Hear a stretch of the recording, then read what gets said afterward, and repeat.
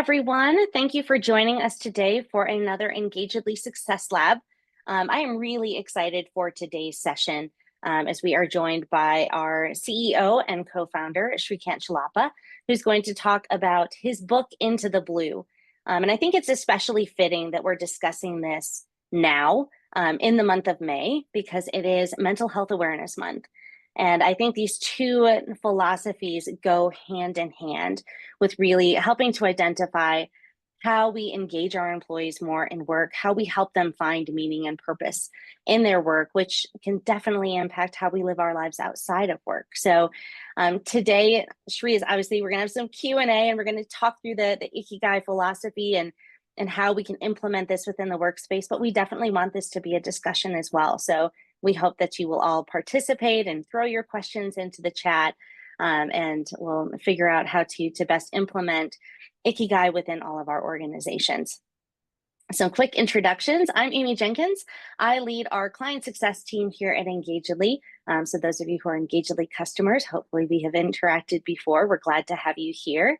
And of course, Shri, as I introduced earlier, our CEO and co-founder and amazing author, and has found purpose and meaning in all kinds of things in life, right, Shri? Yes, thanks, Amy.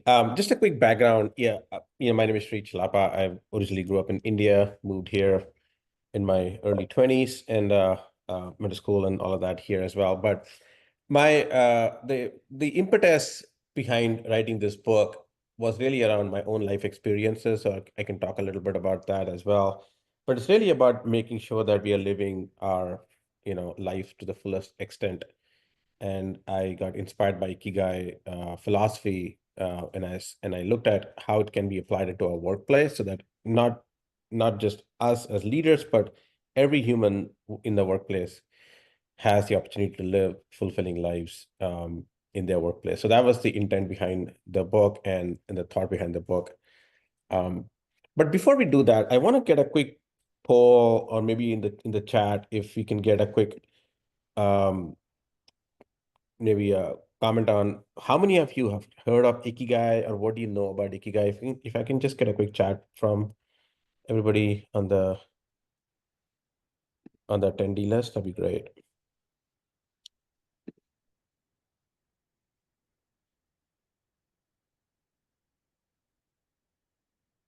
Okay, you have, great.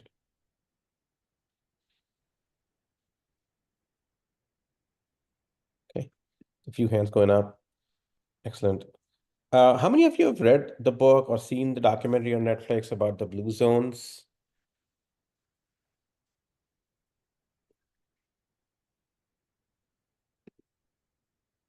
Okay.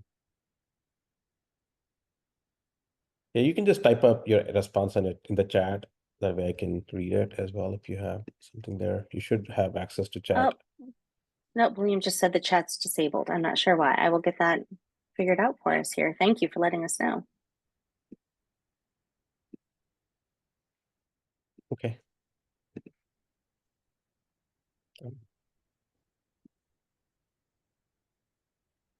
Is the chat enabled now?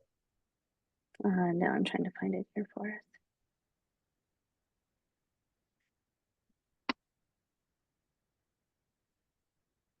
Okay.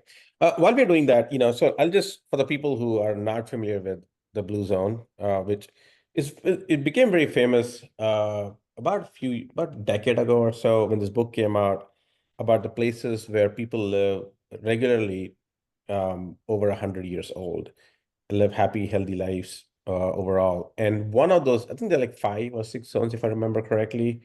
And one of those zones was in the Okinawa island in Japan. And they have this concept of philosophy of Ikigai, which basically is giving meaning and purpose to their daily lives. And Okinawa, unlike Tokyo or some of the other cities, is not, a fast-paced, grind type of life. It's more agrarian in nature, or at least it had been. I don't know what it is now these days, but it is, and it's quite far from the actual mainland, Japan as well. So they have their own unique culture. So I got fascinated with that, and I started reading more and more about it, and that's how I came up with the concept of the Ikigai, applying Ikigai philosophy to our workplace. Um, and the whole impetus was basically this, if I were to step back and if you look at your own lives, you spend the best years of your life from the time you're like 18, 19, some of you in the 20s, maybe some of you when you were 15, 16, you start working. So you spend all those times until about in the 60s, and some of you might be lucky enough to, or like unlucky enough, depending on how you look at it, leave the work in your 50s. But most of you will, or us will work till in the 60s, some of us 17s, and if you are anything like Warren Buffett, you might go into your 90s. But that's usually the rare part because he obviously is living an Ikigai lifestyle because he'll keep doing it even if it is not just for money. So that's the intent, right? You work your best years of life, your more youthful years, where you have the maximum amount of energy and inspiration and the zest for living, working. But even within that, in the days that you actually work, every hour of the day that you're working is actually the best hours of your day. So it's, if you look at the best hours where you have the most vigor and energy, it's typically in the 7, 8 a.m. time period to about 3 or 4 p.m., generally speaking. And that's when you have the most amount of energy. And then after that, you're just recovering to go back to work next day. Um, it's not necessarily true for everyone, but it is true for a large population across the world, whether it's you're in the US or India or Middle East or South Asia or anywhere else. And if we are going to be spending our best times of our life and our best days of our lives working, I think we owe it to ourselves and everyone around us to have the most meaningful times being spent working. And that's the intent behind how do we accomplish that as leaders, as managers, and as individuals. So the onus is not just on the CEOs and CHROs to make this happen for their organization, or the managers necessarily. The onus is on all of us, including individual contributors. We need to seek that as humans. Otherwise, we've just wasted our best time of our life doing meaningless work just to earn a paycheck so that we can afford our um, you know, four-car garage and a house and two dogs. So I think that's essentially what the intent is. So, Amy, do you want me to go through the construct, or do you have any specific questions you want to start off with for the audience? Yeah, no, I think we should go through the construct, and then I do think the chat is working again. So if somebody wants to give it a go, sorry about that, everybody. Hopefully Great. it's enabled for you now. Okay. All right. So I'm going to go ahead and share my screen real quick, unless Amy, you want to do that. Yeah, I can do that too. Okay. If you don't mind doing that.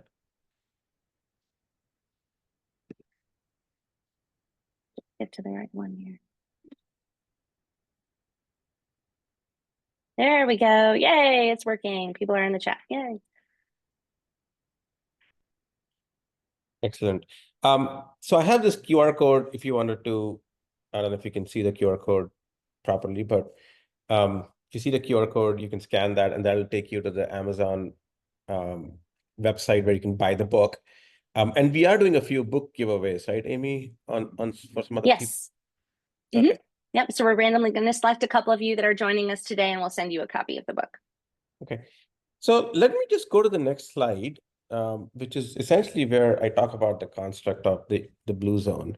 So the way it's very simple to demystify the whole blue zone concept is that there are three circles, essentially. Actually, there are four, but the three primary circles, which is the employee and any human for the matter. You love doing something.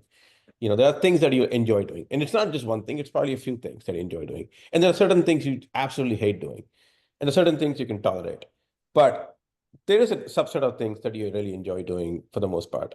Then there's a thing things that you really are good at. Not everything you enjoy doing, you might be not be necessarily good at. There are a lot of things I enjoy doing, but I'm not really that good at it. For example, I really enjoy playing poker, and I realized after losing a lot of money that I'm not really that good at it yet.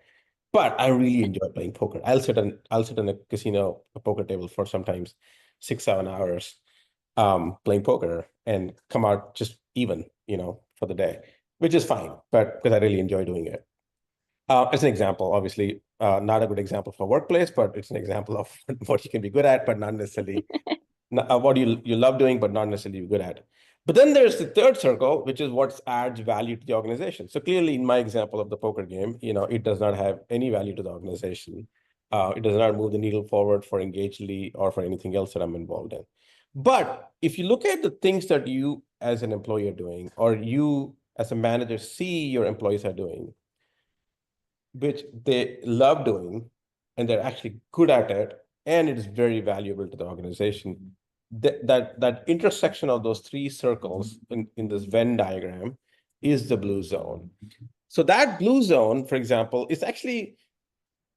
is one of those cases where it is not something we think about. We say, okay, you need to do this because this is what our leadership has asked us to accomplish this quarter, and you give it to the person because that person is in that role.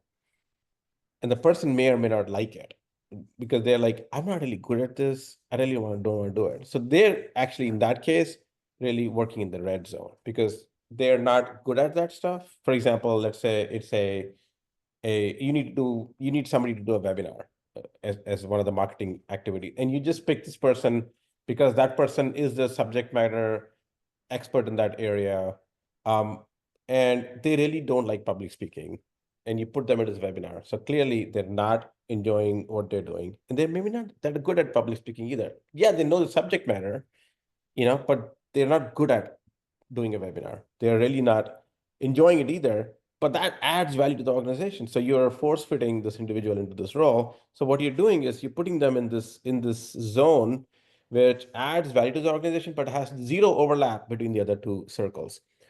However, you pick somebody who loves doing webinars and it may not be as good at it, right? But they like public speaking, they like to hear their own voice, and they like to have questions and have interactive discussions. And obviously it's going to add value. So there are two zones that can overlap. Now here's the nice thing about this.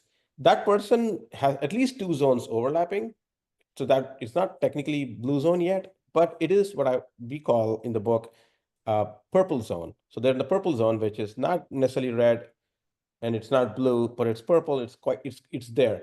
Now can that person be upskilled to be good in that subject area and good at giving that webinar? And the answer is yes. Then you as a manager can work with that person to get that person good at that subject area so they can be effective in the webinar. And now they're operating in the blue zone because they're getting good at it, and they're continuing to grow and learn more about it. But they really enjoy doing this public speaking and going out and talking to customers and talking to prospects and talking to your audience, and it's adding a lot of value. So that's an example of how somebody who might not be in the blue zone because they're in the purple zone, but you're moving them to the blue zone by upskilling them. So that's the concept here. So the whole goal here is to figure out how do we do majority of our work in the blue zone. You're not going to do every piece of your work in your daily routine at your workplace in the blue zone, but how can we maximize the blue zone? And that's the intent behind this framework that every organization can use. And in the book, I have a workbook that actually goes through this to identify, how do you get into the blue zone? So you brought up something I think really interesting in that, which is, roles-based opportunities within organizations versus skills-based opportunities. And there seems to be a bit of a trend going on right now in the workforce where we are trying to identify more of that skills-based opportunity, which I think helps get people into that blue zone in a lot of ways. Can you talk a little bit about what you've seen trending in that realm? Yeah, so I think we are, and this is going in parallel with a different movement where we are moving to a skill-based organization instead of a role-based organization. I think it's aspirational at the moment, but I think it's achievable, and I think it's gonna help the blue zone movement as well. Because what we're doing is, instead of saying, hey, just because you have a title of marketing analyst or a marketing demand gen manager or whatever you want to call that marketing role, you are going to do the webinar. But instead of saying, hey, maybe this other individual who's probably sitting in, let's say, in product team, or they're part of the engineering team, or whatever, function that is not marketing, some example, but that person has the skills to be a good orator or a good speaker. Then what you're doing is you're taking that part of the skill that they have and using that to further your marketing goals. And that's what we call the skill-based approach to staffing projects and staffing your initiatives, where you can pick different skills from different people and then say, this project might require these three skills that are not in my team. That doesn't mean I need to hire somebody necessarily. Let me go and find other team members who are good at that skill and use them temporarily, not permanently, but temporarily, to fulfill the needs of that project. So what you're doing is you're maximizing the blue zone for that person, and you're minimizing the red zone for this person who doesn't want to do it, right? So it's a win-win across the board. And you obviously don't have to go and necessarily hire that individual, because whatever that individual you hire or that person might be in blue zone today, organizational priorities change, competitive landscape change. You might be in a different space, and that person may not be in the blue zone anymore. So that's why this way you can actually always be working within the organization to optimize the talent pool that you have. Yeah, I love that. And I think that especially this is meaningful for organizations to kind of take a look at and try to implement when a lot of companies are going through budget cuts, right? There isn't necessarily a lot of growth happening within our businesses right now, or we're kind of in a stall pattern as we wait and see what happens across our economies and things like that. So doing these kind of skills-based cohorts is a way to help people develop skills, find growth opportunities internally, even if the role-based development isn't available to them right now. Absolutely. So I was talking about the three main circles, but there is a fourth circle. If you notice, there's a fourth circle that encompasses the entire three-circle Venn diagram, and that's the organization. And I call the organization because that's the organizational culture, really. So what that means is that your organization has to be supportive of this initiative. If you have an organization, and I've seen this before, where there is talent hoarding, where manager is like, this talent is mine, I'm not going to let you go because you're the best person in the team, and if anybody else discovers how good this individual is, they're going to steal them person. And then what happens is you're then keeping that person confined in that pigeonhole in that role, and they're continuously doing the same thing every day, and they eventually will get into red zone or purple zone, and they're doing very little work in the blue zone, and overall that leads to burnout. And that's what you really want to avoid. And that really has to be an imperative at the organizational level, where the organizational leadership sets the tone saying talent hoarding is not allowed. We will not tolerate managers or leadership to hoard talent and not have internal mobility, whether it is temporary for use of certain skills for a certain amount of time, or maybe it's a permanent move from one department to another department because that person wants to try new things and they want to work in the blue zone because maybe they got burnt out doing the same thing over and over again.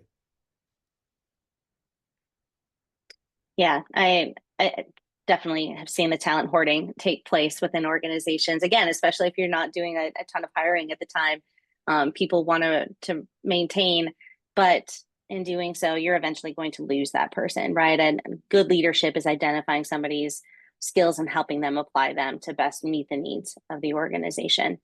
Again, if you have any questions, please throw them into the chat for us. We'll get to those.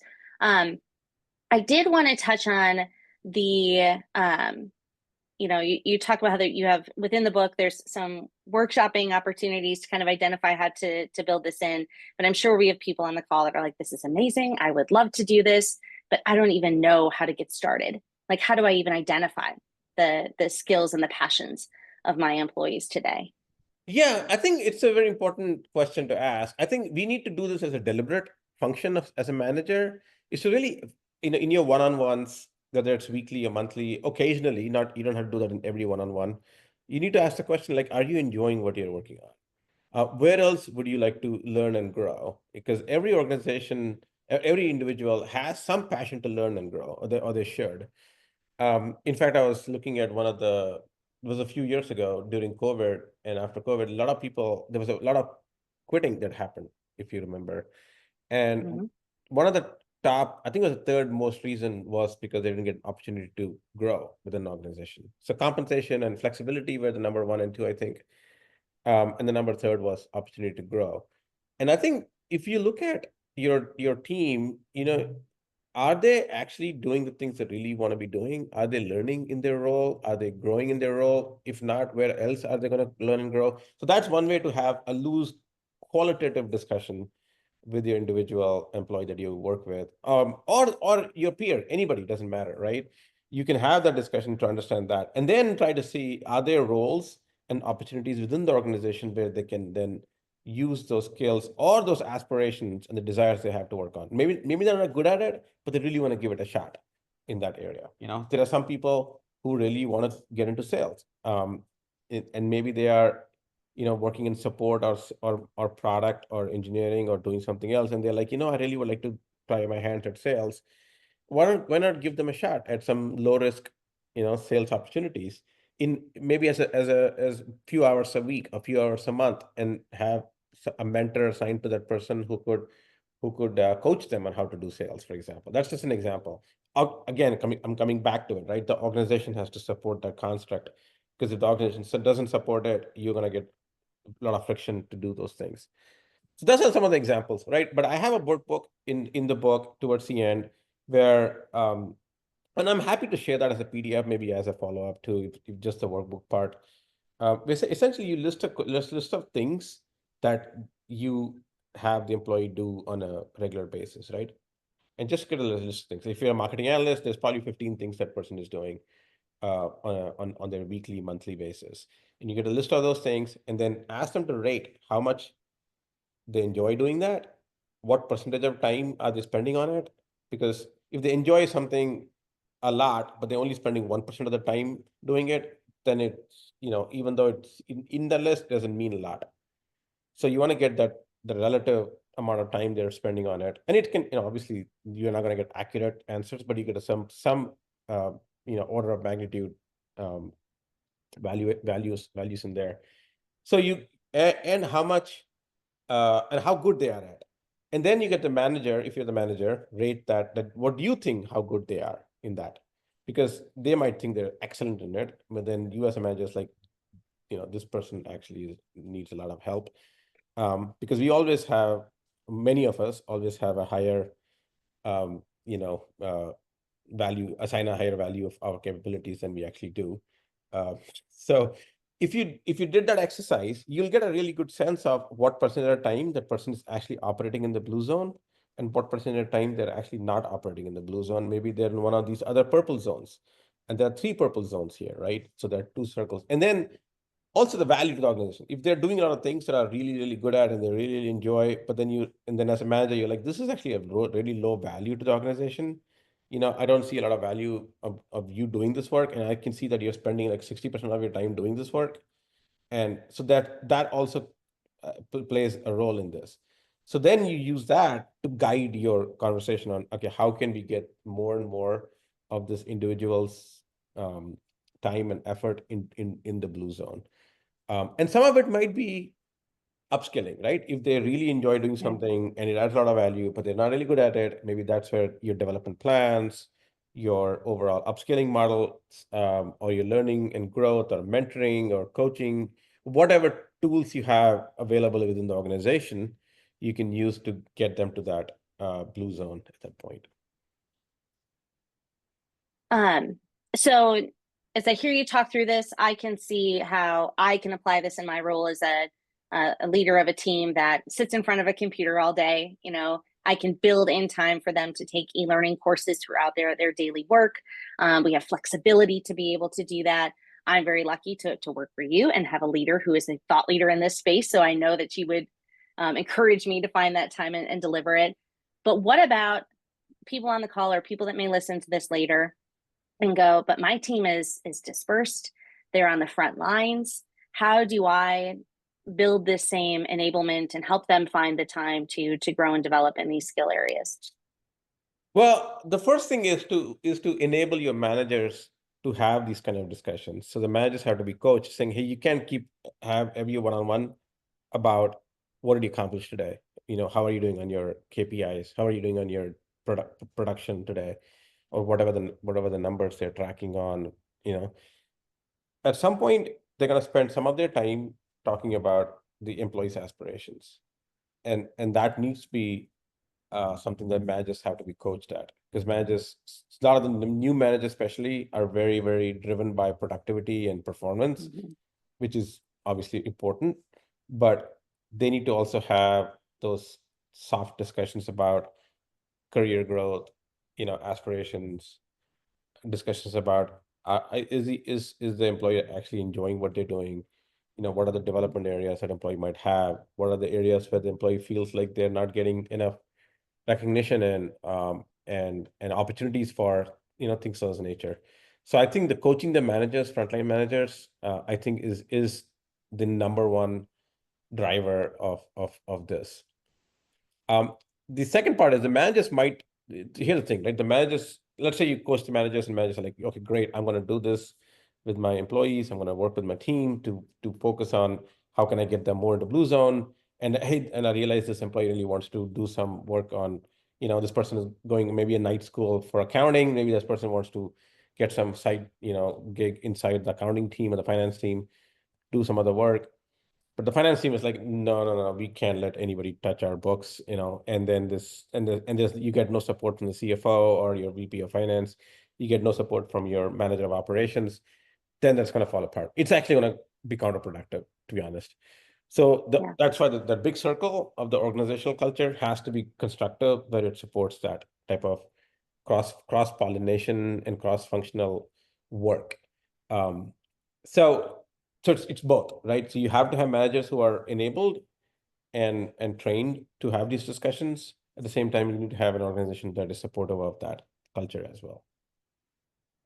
I think that's definitely a key takeaway. If you don't have the action plan, I mean, you might not have the exact action plan designed for the employee, but if you don't at least know that there could be one, then you are exactly right. Starting these conversations, initiating this idea of getting employees into the blue zone, could create even more disengagement, right? If Yes. they find like, I told you what I wanted to do, we talked about this, and you're not helping me get there, right?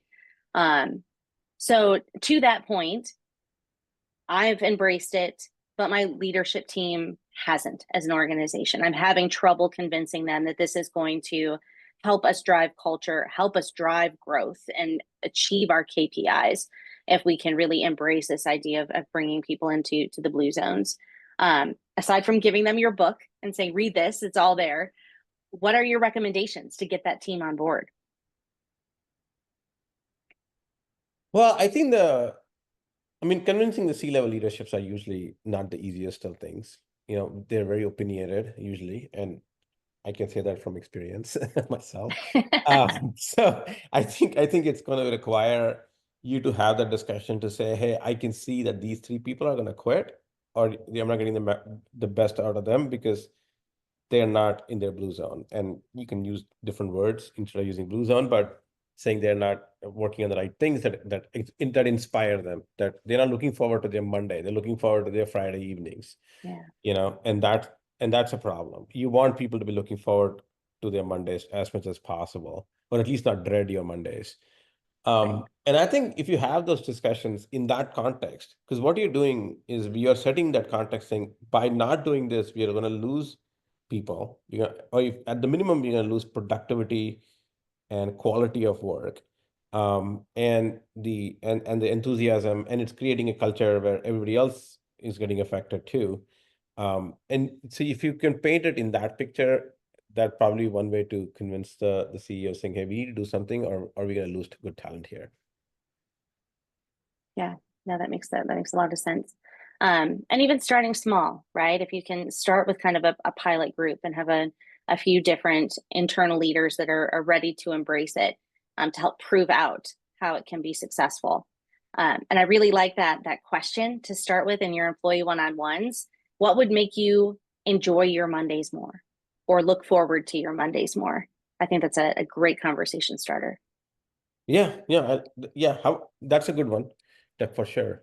What would you like to do more of in your if you just ask them to do an exercise, okay, give me a list of everything that you're working on, or you have been working on an average on a weekly basis or a monthly basis, because some things they might only do once a month, some things they're doing daily, some things they're doing once a week.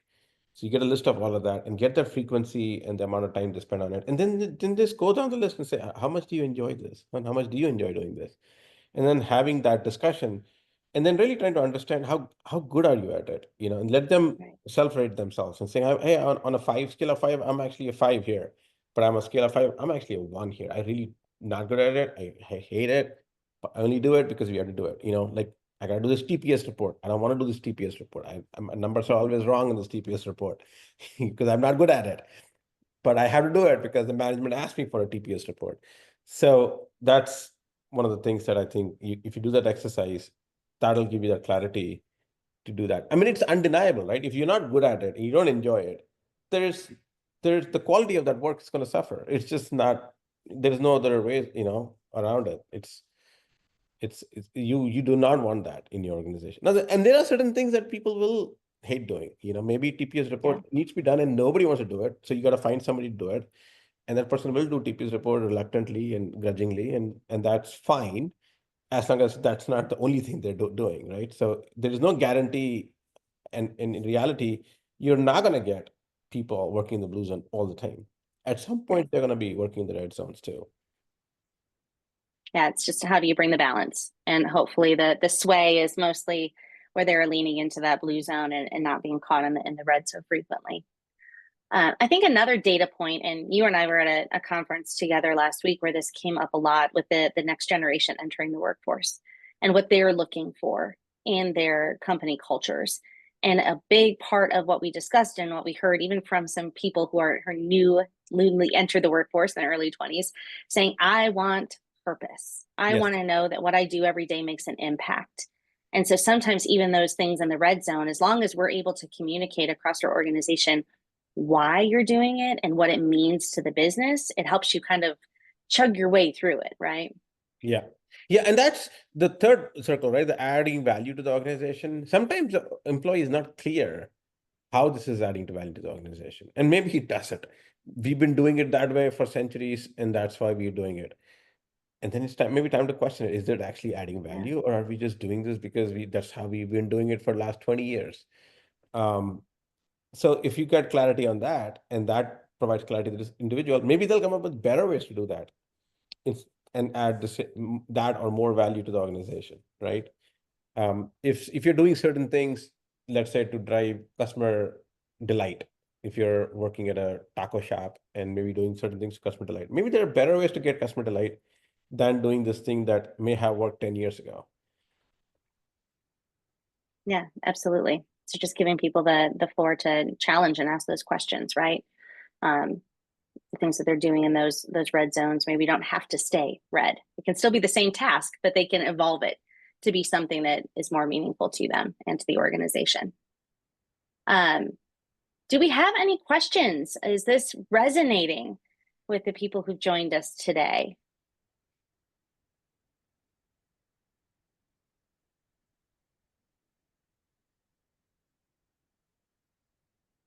Got a quiet crew.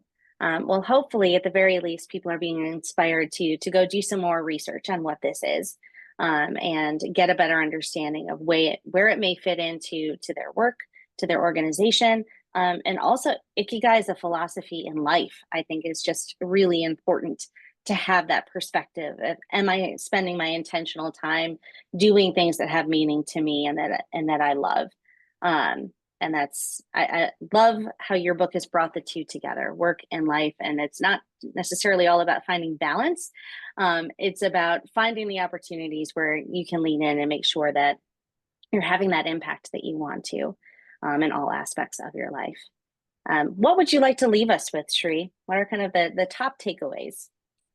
Well, I think the top takeaway is, to be honest, I feel like we owe it ourselves and our people to ask these questions.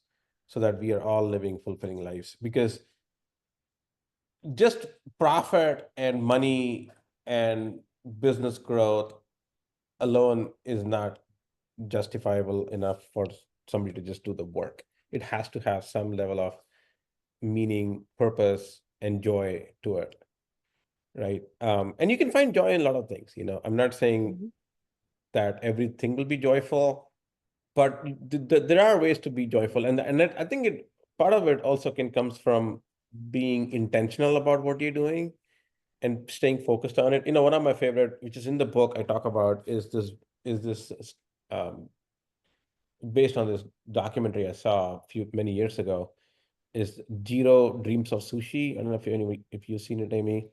It's a really nice Mhm. documentary about this Japanese chef Jiro, who dedicated his life to making the best sushi, and he still believed, even I don't think he runs the sushi shop anymore. He's old and retired now, but he believed there was still more to learn in making that sushi, and how he boiled the rice and you did the wraps and how you presented the sushi, and every one of them very intentional, and that gave that individual purpose. Even though you're doing some of it is just grunt work, like washing the rice and doing things like that, which but he took pride in that work. And I think if you took pride in our work, and if you took pride in making sure that we are doing work with intent and not just phoning it in, I think it'll give you some joy and purpose and meaning to that as well. So and I think we owe it to ourselves and others to do that. And that's where I would, close this out with. Couldn't say anything better. Well, thank you everyone for joining us today. If you do think of any questions, please don't hesitate to reach out to Shri or myself. Join us on LinkedIn. Shri's always sharing more information about Ikigai philosophy and getting into the blue zone. I feel very lucky to work for a leader that embraces this. And hopefully all of you will be able to bring some of these ideas back to your organizations as well and help to find that intention and find that blue zone within your organizations. So thanks so much for joining us today. Have a great weekend. Thank you.